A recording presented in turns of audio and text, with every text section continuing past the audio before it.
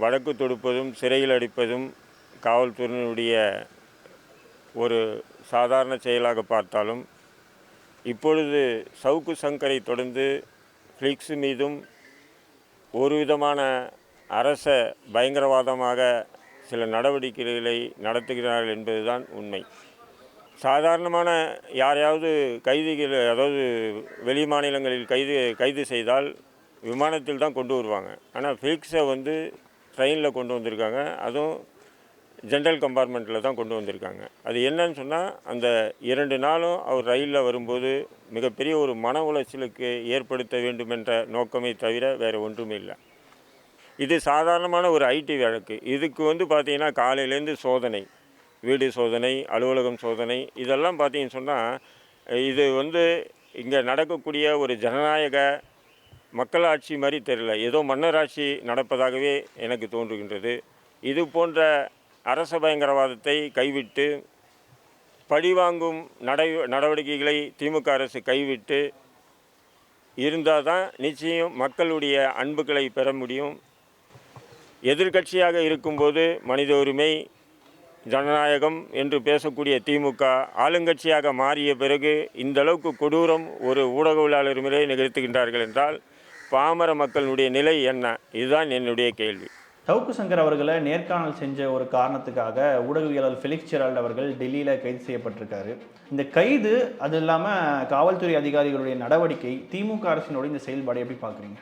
அவங்க நினச்சிருந்தா வித்தின் 2 ஹவர்ஸில் ஃப்ளைட்டில் கூப்பிட்டு ப்ரொடியூஸ் பண்ணிக்கலாம். அவங்களுக்கு அது வேணுன்ட்டு இது செஞ்சுருக்காங்க.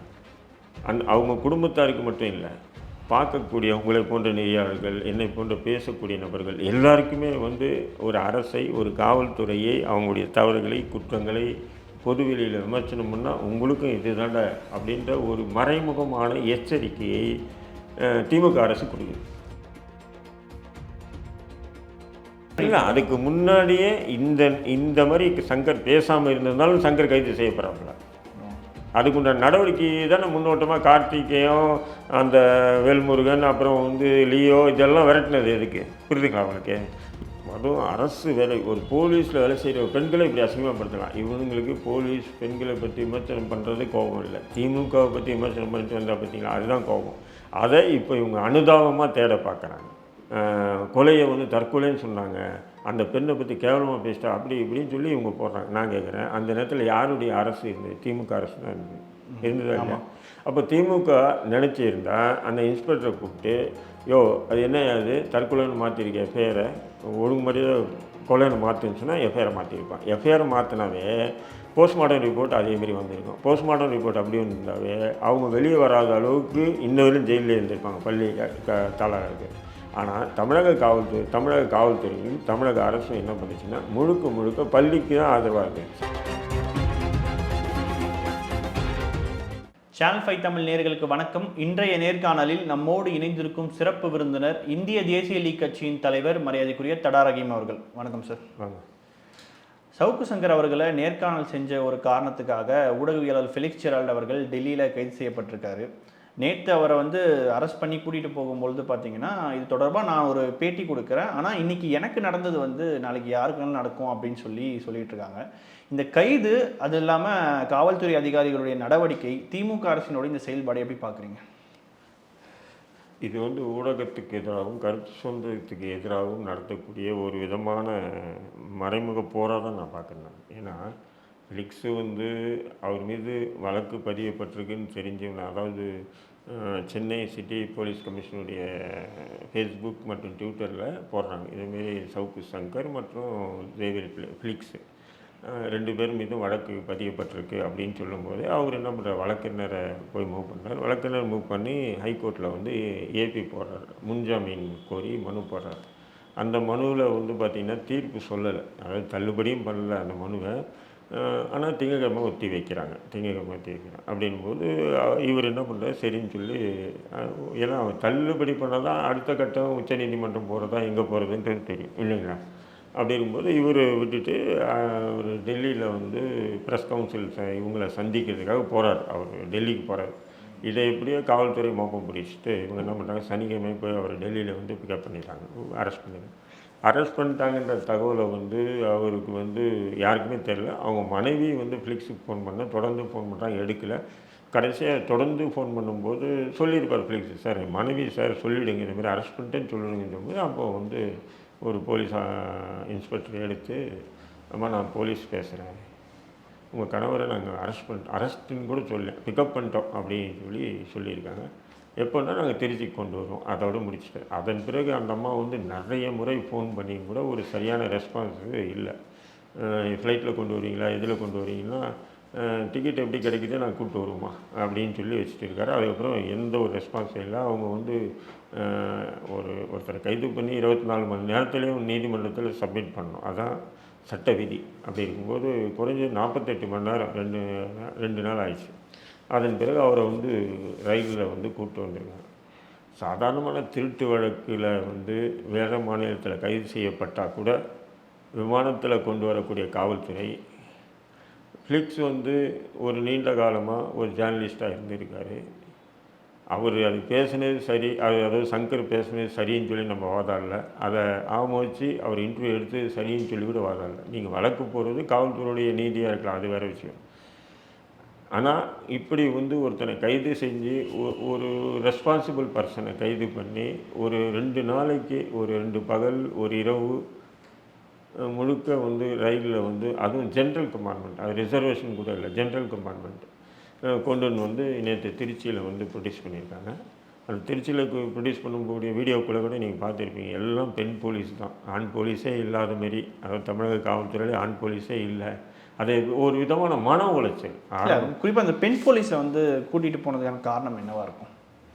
அது மன உளைச்சலை ஏற்படுத்துறது. ஏன்னா நீ உங்களை பற்றியா பேசினேன், ஏன்னு சொன்னால் இயற்கையாக ஒரு ஆணுக்கு ஒரு இது இருக்கும், ஒரு பெண்கள் அடிச்சிடுவாங்களோ, புரியுதுங்களா? பெண் போலீஸ் வருதுன்னா பெண் போலீஸ் அடிப்பாங்களோ நம்மளை அப்படின்போது ஒரு மன ரீதியாக வந்து ஒரு மன உளைச்சல் ஏற்படுத்துது. அந்த இப்போ உதாரணத்தை பார்த்தீங்கன்னா, அவரை அங்கேருந்து கொண்டு வந்துருக்கேன் ஜென்ரல் கம்பார்ட்மெண்ட். அந்த ஜென்ரல் கம்பார்ட்மெண்ட்டில் 2 பகல் ஒரு இரவுன்னு வச்சிங்களேன், இல்லை 2 இரவு ஒரு பகல்னு வச்சிங்க. அப்போது அவரால் வந்து ஜென்ரல் கம்பார்ட்மெண்ட்டில் உட்காந்து சாப்பிட முடியாது, பல் வளர்க்க முடியாது, குளிக்க முடியாது, ட்ரெயினில் தூங்க முடியாது. அதுவும் வந்து நார்த் இந்தியன் ட்ரெயின் எல்லாம் பார்த்தீங்கன்னு சொன்னால் மிக விதமான ஒரு நெருக்குதலுக்கு ஆளாகும். இங்கே இதுமாரி இல்லைங்க, உட்காந்துட்டே இருந்தால் தள்ளி விட்டு போய் உட்காருவோம் மேலே. அப்போது அது ஒரு பக்கம். இன்னொரு பக்கம் காவல்துறை நம்மளை கூப்பிட்டு போகுது, எதுக்காக கூப்பிட்டு போயிருக்கு, என்ன வழக்கு போட்டிருக்கு, ஏன் திருச்சி கூப்பிட்டு போகிறாங்க, திருச்சி காவல்துறை ஏன் தான் இப்படி வந்து அவர் வந்து குடும்பத்தார்கிட்ட பேச முடியாது, வழக்கறிஞர்கிட்ட பேச முடியாது, ஃபோனை வாங்கி வச்சுக்கிட்டாங்க. அப்போது அந்த 2 நாள் அவரை மன உளைச்சலை ஏற்படுத்துகிறாங்க பாரு, அது ஒரு கொதிநிலை. அதுதான் காவல்துறையினுடைய ஒரு விதமான ஒரு உண்மையான முகம், உண்மையான முகம், கோர முகம்னு சொல்லலாம். அவங்க நினச்சிருந்தா வித்தின் 2 ஹவர்ஸில் வந்து ஃப்ளைட்டில் கூப்பிட்டு வந்து ப்ரொடியூஸ் பண்ணிக்கலாம். அவங்களுக்கு அது வேணுன்ட்டு இதை செஞ்சுருக்காங்க, புரியுதுங்களா? வேணுன்ற அதை செஞ்சுருக்காங்க. அதன் பிறகு பெண் போலீஸை வச்சு கூப்பிட்டு போகிறது எல்லாமே பார்த்திங்கன்னா மன உளைச்சல். அவருக்கு மட்டும் இல்லை மன உளைச்சல் இல்லை, அவங்க குடும்பத்தாருக்கு மட்டும் இல்லை, பார்க்கக்கூடிய உங்களை போன்ற நெறியாளர்கள், என்னை போன்ற பேசக்கூடிய நபர்கள் எல்லாருக்குமே வந்து ஒரு அரசை, ஒரு காவல்துறையை, அவங்களுடைய தவறுகளை, குற்றங்களை பொதுவெளியில் விமர்சனம் பண்ணால் உங்களுக்கும் இது தாண்டா அப்படின்ற ஒரு மறைமுகமான எச்சரிக்கையை திமுக அரசு கொடுக்குது. ஓகே, இந்த விவகாரத்தை பொறுத்த வரைக்கும் பொதுவாக எல்லோரும் என்ன சொல்கிறாங்கன்னா, நீங்கள் அரசியல்வாதிகளை கூட விமர்சிச்சிடலாம், ஆனால் வந்து இந்த காவல்துறை, இந்த பியூரோக்ராட்டில் இருக்கிறவங்களை விமர்சித்தா இந்த அளவுக்கு வந்து வழக்கு பாயுன்ற மாதிரி சொல்கிறாங்க. இப்போ இந்த விவகாரத்தை பொறுத்த வரைக்கும் திமுக அரசு தான் இதுக்கு நேரடியாக பின்புலமாக இருக்குதுன்னு எடுத்துக்கலாமா? இல்லை, நீங்கள் ஒரு விஷயத்தை நல்லா பார்த்துக்கணும். இந்த விமர்சனங்களே எப்போ வருதுன்னு சொன்னால், காவல்துறையினுடைய அடக்குமுறை, சவுக்கு மீடியாவை முடக்க போகிறாங்க, திமுக அரசு முடக்க போகுது, அதுக்கு வந்து ஏடிஜிபி அருண் அவர் தான் வந்து முயற்சி பண்ணுறாரு அப்படின்னு சொல்லிட்டு தான் சங்கர் வந்து அந்த வீடியோ பேசுகிறாரு. அதுக்கு முன்னாடியே வந்து பார்த்திங்கன்னா கார்த்திக் கைது, அந்த வேல்முருகன்ற ஒரு தம்பி கைது, நெறியாளர் லியோ வந்து காவல்துறை தேடுது. ஒரு விதமாக வரும்போது அப்போது என்ன பண்ணுறாப்புல, என்னுடைய ஊடகத்தை முடக்குவதற்கு காவல்துறை நடவடிக்கை எடுக்குது அப்படின்னு சொல்லி தான் அவர் பேசுகிறார். பேசும்போது என்ன பண்ணுறாரு, தவிர்க்கப்பட வேண்டிய வார்த்தைகளை அவருக்கே உண்டான பாணியில், அதே நேரத்தில் ஆத்திரத்தில் வந்து மதியிழந்து சில வார்த்தைகளை பேசுகிறார். அது வந்து பேசக்கூடாது. காவல்துறையினும் போது விமர்சனங்கள் செய்யலாம். காவல்துறை இன்ஸ்பெக்டர் இந்த தவறு செய்கிறாரு, டிசி இந்த தவறு செய்கிறாரு, கமிஷனர் இந்த தவறு செய்கிறாரு, கமிஷனர் இவங்ககிட்ட காசு வாங்கிட்டாரு, கமிஷனர் இந்த இது பண்ணாருன்னு சொல்லலாம். ஆனால் ஒருமையிலெல்லாம் வந்து, ஏன்னா யூனிஃபார்ம் இருக்கு இல்லையா, இப்போ நம்ம கூட 100 பேர் நிற்போம், ஒரே ஒரு போலீஸ்கார் வருவார் யூனிஃபார்ம் போட்டு, ஏய் போடா போடா அப்படின்னுவார். நம்ம என்ன சொல்லுவோமா, நம்ம 100 பேர் நினச்சா அவரை விரட்டலாம். ஆனால் நம்ம என்ன பண்ணுவோம், அந்த அவருக்கு கொடுக்குற மரியாதை இல்லை, அவர் போட்டிருக்க யூனிஃபார்ம் கொடுக்குற மரியாதை உண்மையாக இல்லைங்களா? இதுதான் ஆனால் சங்கர் அங்கே பேசும்போது மதி எழுந்து சில வார்த்தைகளை பேசுகிறார். பேசும்போது இந்த பெண்களையும் இழுத்துறாரு, தனக்கு கீழே வேலை செய்கிறவங்களை இப்படியெல்லாம் பண்ணுறாரு அப்படியெல்லாம் பண்ணுறாரு, அவங்களும் வேறு வழி இல்லாமல் இருக்காங்கன்ற மாதிரி அதை கொண்டு போகிறாரு. அது தவறு தான். அதுக்காக சங்கரை கைது பண்ணீங்க கரெக்டு. ஃபிலிக்ஸ் என்ன ஆமோதிச்சாராம். இது எப்படி இருக்குன்னு சொன்னீங்கன்னா, ஒரு பொதுக்கூட்டத்தில் இப்போ நான் பேசுகிறேன், சில பேர் கை தட்டுவாங்க, சில பேர் பிகில் அடிப்பாங்க. உதாரணத்துக்கு சொல்கிறேன், ஒரு பேச்சாளர்களுடைய அந்த ஒரு ஆக்ரோஷமான பேச்சு. சில பேர் சிரிப்பாங்க, சிரித்தது தப்பு, கை தட்டினது தப்பு, பிகில் அடித்தது தப்பு, அவங்களும் இதில் குற்றவாளிகள் தான் அப்படின்னு சொன்னால் எப்படி ஒரு கேளிக்கையாக இருக்குமோ அதேமாரி நிலை தான் தமிழக அரசு ஃபிலிக்ஸ் மீது எடுத்த நடவடிக்கையை என்னுடைய பார்வையில் நான் பார்க்குறேன். ஆனால் இது தாண்டி இப்போ சவுக்கு சங்கர் அவர்கள் நிறைய விஷயங்களை திமுக அரசை நேரடியாக விமர்சிக்கிறாரு, பல ஆதாரங்களை வெளியிடுறாரு. ஆனால் ஃபெலிக்ஸ் அவர்கள் பார்க்கும்போது ஒரு ஊடகவியலாளராக அவருடைய நிலைப்பாடு சில விஷயங்களை சொல்கிறாரு. அவர் சவுக்கு சங்கர் அளவுக்கு பெரிய அளவுக்கு திமுக விமர்சிக்கிறது இல்லை. எந்த காரணத்துக்காக குறிப்பாக தமிழக அரசு ஃபெலிக்ஸ் மேலே ரொம்ப காத்திருந்து அரெஸ்ட் பண்ணணுன்ற நிலைமை எதனால் வந்ததுன்னு நினைக்கிறேன்? இதேமாரி திமுக அரசையும் திமுக காவல்துறையுடைய அட்ராசிட்டிகளையும் நீ பொதுவெளியில் எவனோ பேச வந்தால் அவனுடைய இன்டர்வியூ எடுக்காதன்னு சொல்லுது, வேறு எதுவும் இல்லை. Simple logic. அவனை பற்றி பேசாத, அவனை பற்றி எடுக்காது. புரிதுங்களா உங்களுக்கு? ஸோ இந்த மைண்ட் செட்டில் தான் அவங்க இருக்கிறாங்க. பின்ன வேறு என்ன பார்க்கணும்? ஏன்னா தொடர்ந்து திமுக ஆட்சியினுடைய மக்கள் விரோத செயல்பாடுகளை பொது தளத்தில் தோல் போட்டு உரிச்சிட்டு வராப்பில்ல.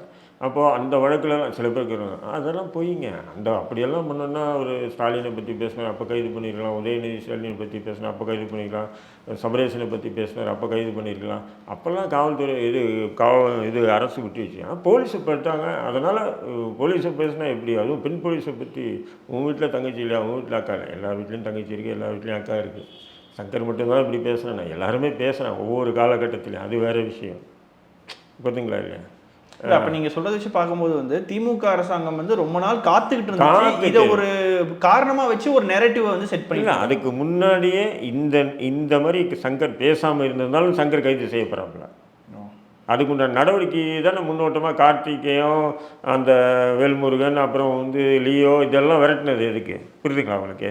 இது எல்லாத்தையும் நீங்கள் பார்த்தீங்கன்னா அதனுடைய விரக்தியில் தான் அவர் போய் பேசுகிறார். விரக்தியில் பேசும்போது மதியிலிருந்து பேசுகிறார், கோபத்தில் என்ன பண்ணுறாரு பேசுகிறார். அது தவிர்த்து இருக்கக்கூடிய விஷயங்கள் அதெல்லாம். அதே மாதிரி நம்ம இன்னொரு விஷயம் பார்க்கும்போது பார்த்தீங்கன்னா, திமுகவில் சிவாஜி கிருஷ்ணமூர்த்தி அவர்கள் இதே மாதிரி பல விஷயங்கள் பெண்களை இழிவாக பேசியிருக்காங்க. ஆனால் அவர்கள் மேலே நடவடிக்கை எடுக்கல, அவரை திமுகவோட நிர்வாகிகளாக அறிவிச்சிருக்காங்கன்னு சொல்லியிருந்தாங்க. இன்னொரு பக்கம் பார்க்கும்போது சவுக்கு சங்கர் அவர்களை இந்த திமுக ஆதரவாளர்கள் பல பேர் பெண்களை பாருங்க இப்படி விமர்சிச்சிருக்காங்கன்னு சொல்கிறாங்க. இந்த இரட்டை நிலைப்பாடு எப்படி பார்க்குறீங்க? இல்லை, இப்போ எல்லா இடத்துலையும் சொல்லக்கூடிய ஒரே வார்த்தை, அதுவும் அரசு வேலை, ஒரு போலீஸில் வேலை செய்கிற பெண்களை இப்படி அசிங்கப்படுத்தலாம். இவனுங்களுக்கு போலீஸ் பெண்களை பற்றி விமர்சனம் பண்ணுறது கோபம் இல்லை, திமுகவை பற்றி விமர்சனம் பண்ணிட்டு வந்தால் பார்த்தீங்களா, அதுதான் கோபம். அதை இப்போ இவங்க அனுதாபமாக தேட பார்க்குறாங்க. அதை காவல்துறை இதுவை வச்சு. ஏன்னா எப்பவுமே காவல்துறை எப்படின்னு சொன்னால் அவங்கள பற்றி அசிங்கமாக பேசினா அவங்க விட மாட்டாங்கன்றது தெரியும். அதை தங்களுக்கு சாதகமாக்கிறதுக்கு உண்டான முயற்சிகளை ஒன்று பண்ணுறாங்க. இன்னொன்று பார்த்தீங்கன்னா, இப்போ சிம்பிள் லாஜிக்கு, இப்போ சங்கரை பற்றி ஒரு குற்றச்சாட்டு வைக்கிறாங்க. கள்ளக்குறிச்சி ஸ்ரீமதி வழக்கில் காசு வாங்கிட்டு தான் பள்ளிக்கு ஆதரவாக பேசினாருன்னு திமுக ஐடிவி இங்கே வேலை செய்யுது. அந்த வீடியோக்களாக எடுத்து போட்டு, அது ஆதரவில் பேசின வீடியோவை எடுத்து போட்டு இவனுக்காக ஆதரவு. ஒரு பெண் அநியாயமாக கொலையை தற்கொலைன்னு சொன்னாங்க, அந்த பெண்ணை பற்றி கேவலமாக பேசிட்டா அப்படி இப்படின்னு சொல்லி இவங்க போடுறாங்க. நான் கேட்குறேன், அந்த நேரத்தில் யாருடைய அரசு இருந்தது? திமுக அரசு தான் இருந்ததா இல்லையா? அப்போ திமுக நினச்சிருந்தால் அந்த இன்ஸ்பெக்டரை கூப்பிட்டு, அது என்ன அது தற்கொலைன்னு மாற்றிருக்க எஃப்ஐஆரை, ஒழுங்குமுறையாக கொலைன்னு மாற்றுன்னு சொன்னால் எஃப்ஐஆரை மாற்றிருப்பான். எஃப்ஐஆரை மாற்றினாவே போஸ்ட்மார்ட்டம் ரிப்போர்ட் அதேமாரி வந்திருக்கும். போஸ்ட்மார்ட்டம் ரிப்போர்ட் அப்படி இருந்தாவே அவங்க வெளியே வராத அளவுக்கு இன்னவரையும் ஜெயிலே இருந்திருப்பாங்க பள்ளி தாளருக்கு. ஆனால் தமிழக காவல்துறையும் தமிழக அரசும் என்ன பண்ணுச்சுன்னா முழுக்க பள்ளிக்கு தான் ஆதரவாக இருக்குது. சவுக்கு சங்கர் பள்ளிக்கு ஆதரவாக இருந்தது தவறுன்றது என்னுடைய வாதம், அது வேறு விஷயம். சரி, நீங்கள் சொல்கிறது பொதுதளத்தில் அதை ஒரு ப்ரொபகண்டா பண்ணுறீங்க இல்லையா? அப்போ நீங்கள் திமுக அரசு தானே, நீங்கள் நினச்சிருந்தேன்னா அதை தற்கொலையே கொலைன்னு சொல்லி நீங்கள் மாற்றிருக்கலாம் இல்லையா? அவங்களும் ஆதரவாக தான் இருந்தாங்க அந்த நேரத்தில், பள்ளிக்கு ஆதரவாக தானே இருந்தாங்க. இப்போ சங்கர் காசு வாங்கிட்டு அப்படி பேசினான்னு சொன்னால் நீங்கள் என்ன வாங்கிட்டு பேசுனீங்க? அரசாங்கம் என்ன வாங்கிட்டு பேசி, காவல்துறை என்ன வாங்கிட்டு எஃப்ஐஆர் மாற்றிச்சு? உயர்நீதிமன்றத்தில் ஜாமீன் மனு வருது, ஜாமீன் கொடுக்குறேன்னு சொல்லலாம், கொடுக்க மாட்டேன்னு சொல்லலாம். இதுதான் முறை. ஆனால் இவங்க என்ன பண்ணுறாங்க, எதிர்ப்பு தெரிவிக்கிறது 3 விதமாக இருக்குது. கடுமையான எதிர்ப்பு, சாதாரணமான எதிர்ப்பு, சம்பிரதாய முறையான எதிர்ப்பு. ஒரு பிபி தரப்பில் எதிர்ப்பு தெரிவிப்பாங்க. ஆனால் இவங்க என்ன பண்ணுறாங்கன்னு சொன்னால், எதிர்ப்பு தெரிவிக்கிறது மட்டும் இல்லாமல், அதை பாருங்கள், ஜிம்பர் மருத்துவமனை அறிக்கை அப்படின்னு. ஜிம்பர் மருத்துவமனை அறிக்கையை உயர்நீதிமன்ற நீதியரசர்கள் படிக்கிறாங்க. படிச்சுட்டு என்ன பண்ணுறாங்க, இது தற்கொலைன்னு இருக்குது, இவங்களை ஏன் கைது பண்ணியிருக்கு, இவங்களை உடனே விடுன்னு சொல்லி விட்டாங்க. நீ ஏன் ஜிம்பர் மருத்துவமனை அறிக்கையை எடுத்துமே கொடுத்தீங்க? இப்போனா வழக்கு குற்றப்பத்திரிகை தாக்கல் பண்ணி வழக்கு விசாரணையாக நடக்குது. விசாரணையின் போது நீங்கள் எதுவுமே ஜிம்பர் மருத்துவமனை அறிக்கையை கொடுத்து இவங்க நிரபராதின்னு சொன்னால் அது லாஜிக்காக ஏற்றுக்கலாம்.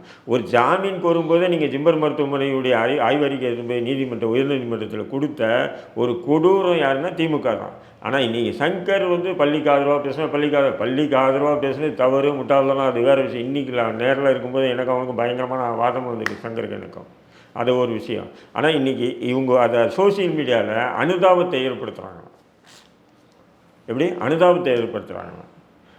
இதனுடைய இரட்டை நிலை சொல்கிறேன். ஒரு பக்கம் இப்படி, ஒரு பக்கம் அப்படி. அப்போ இந்த ஃபெலிக்ஸ் அவர்களுடைய கைதை திமுக அரசு சொல்ல வர்றது என்னன்னா, எங்களுக்கு எதிராக யாரும் இனிமேல் பேசக்கூடாதுன்றது தான் சொல்ல வராங்க. பேசக்கூடாது மட்டும் இல்லை, பேசினா ஒளிபரப்பக்கூடாது, உங்களுடைய யூடியூப்பில் ஒளிபரப்பக்கூடாது. அப்படி தான் ஒரு மறைமுக எச்சரிக்கை. எல்லாமே ஒவ்வொரு இலக்கை நோக்கி வராங்கம்மா. இன்றைக்கி மீடியாவில் வரக்கூடிய இளைஞர்கள்லாம் நீங்கள்லாம் எதுக்கு வரீங்க? ஏதாவது ஒன்று சாதிக்கணும் அப்படின்னு வரீங்க.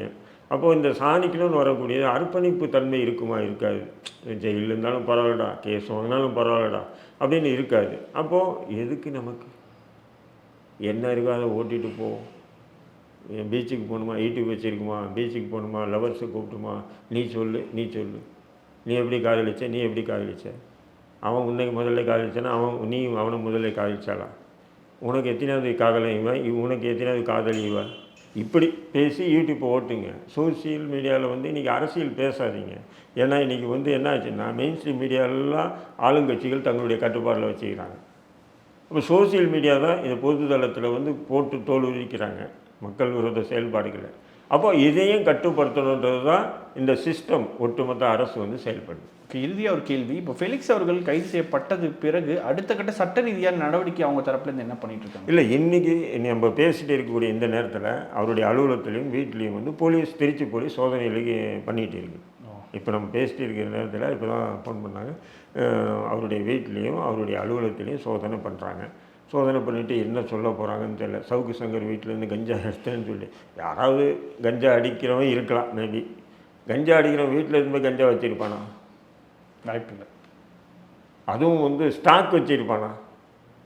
1 கிலோ 1.5 கிலோ வாங்கி வச்சுக்கிட்டு கொஞ்சமாச்சும் லாஜிக் என்ன? இதெல்லாம் 85 மெத்தடு. இது போலீஸ் செய்யக்கூடிய 85 85-80 தான் இப்படி இந்த மெத்தடை பயன்படுத்தினாங்க. அதை எடுத்துகிட்டு 2024 பயன்படுத்தினா அது நீதிமன்றமே காரி துப்போம். இன்றைக்கி அந்த நேரத்தில் ஒன்றா சவுக்குக்கு எதிராக பேசுகிற நபர்களுக்கு கொஞ்சம் வாயில் வெறும் வாயே மெல்லுவானுங்க. இதில் கொஞ்சம் அவுளில் போட்டால் இன்னும் கொஞ்சம் வேகமாக மெல்லுற மாதிரி சவுக்கு சங்கரின்னு சொல்லாதீங்க, கஞ்சா சங்கரின்னு சொல்லுவேன். தினகரன் பத்திரிகையினுடைய ஹெட்லைனே என்ன போட்டிருக்கான்? கஞ்சா சங்கரின்னு போட்டிருக்கான். அப்போ நீ ஒரு ஊடகம் நடத்துகிற, அப்போது ஒருத்தன் மீது குற்றச்சாட்டு தான், அவன் குற்றவாளின்னு சொல்லி நிரூபிக்கப்படலை. அப்போ நிரூபிக்கப்படாத முன்னாடி அப்போ எந்த அளவுக்கு திமுகவும் திமுக ஊடகங்களும் திமுக ஐடிவிங்கும் திமுகவினுடைய காவல்துறையும் எந்த அளவுக்கு சங்கரால் பாதிக்கப்பட்டிருக்காங்கன்றது பாருங்கள். அப்போ அந்த சங்கர் மீது பாதிப்பை வச்சுக்கிட்டுனா இவங்க ஃபிலிக்ஸ் மீதும் அந்த வன்மத்தை புகுத்துறாங்க. நிச்சயமாக தொடர்ந்து பேசுவோம். சேனல் 5 தமிழ் நேயர்களுக்காக பல்வேறு கேள்விகளுக்கு பதில் தந்தமைக்கு நன்றி. நன்றி.